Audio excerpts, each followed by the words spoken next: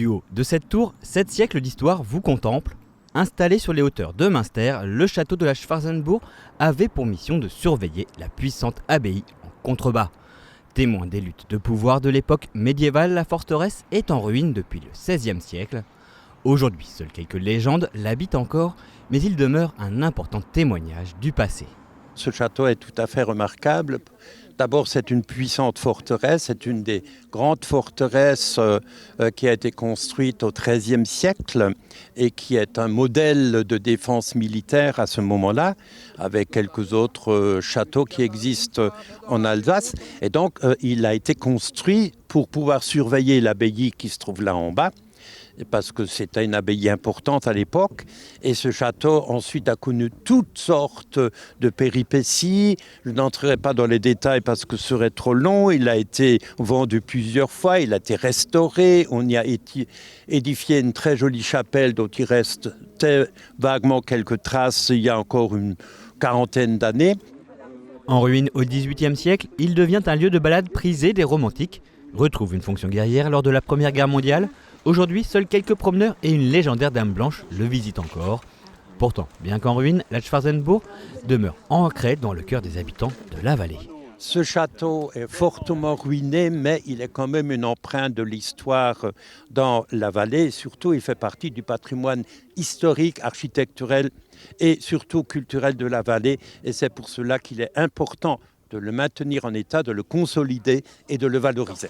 Merci pour votre engagement. Merci à vous. Aujourd'hui, 4 nouveaux gardiens prennent leur quartier à la Schwarzenburg. Ce sont les veilleurs de château du conseil départemental. La mission de ces bénévoles, surveiller régulièrement l'évolution de la vieille forteresse et défricher le terrain pour éviter que la végétation ne finisse par l'engloutir. Le Castral, c'est quand même quelque chose de mon enfance. J'habitais donc à Colmar et autour de Colmar, il y a plein de châteaux. Et c'était le terrain de jeu de tous ces châteaux. Donc le premier château où j'ai été veilleur, c'était le Schrankenfeld, puis ensuite le Schwarzenburg. Alors pourquoi ? C'est surtout que je veux que ça se préserve pour la génération future, quoi. J'étais d'abord sur un autre château qui était le château de Kaisersberg et ensuite je suis venue rejoindre mon équipe ici présente au château du Schwarzenburg.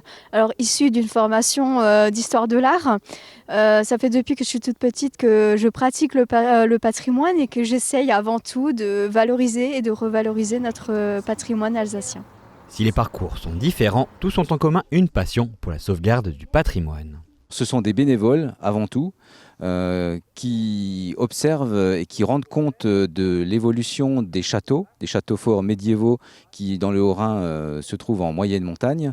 Et ils rendent compte de leurs observations au département qui anime le réseau de ces veilleurs, mais également aux propriétaires de chacun de ces châteaux. Alors ce sont des bénévoles, donc des personnes dont il faut saluer l'investissement qui vient en plus de leur vie professionnelle, en plus de leur vie familiale.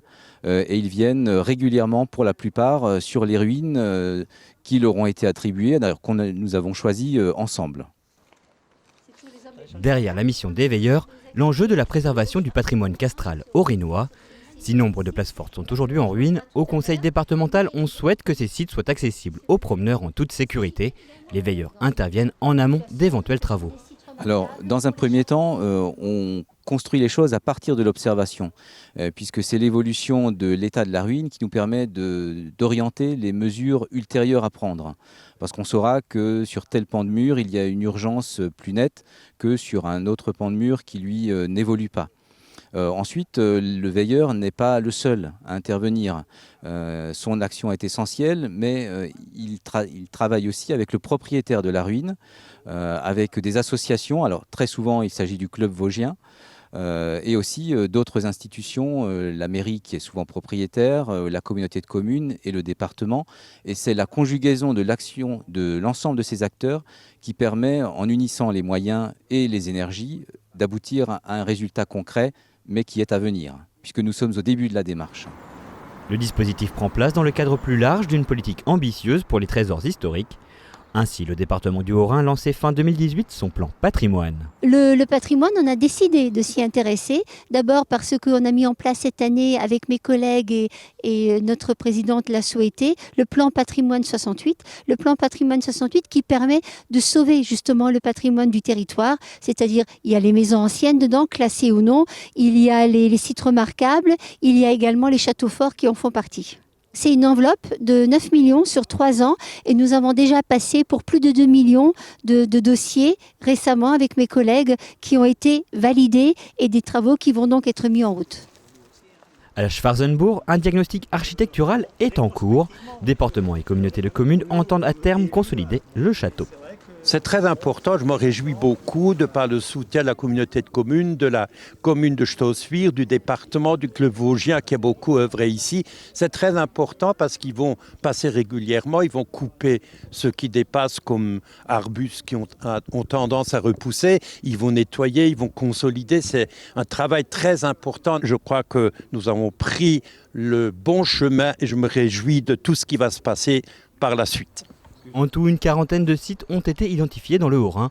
Pour l'heure, 50 personnes interviennent sur 9 châteaux. Afin de renforcer son dispositif, le département est toujours à la recherche de veilleurs bénévoles.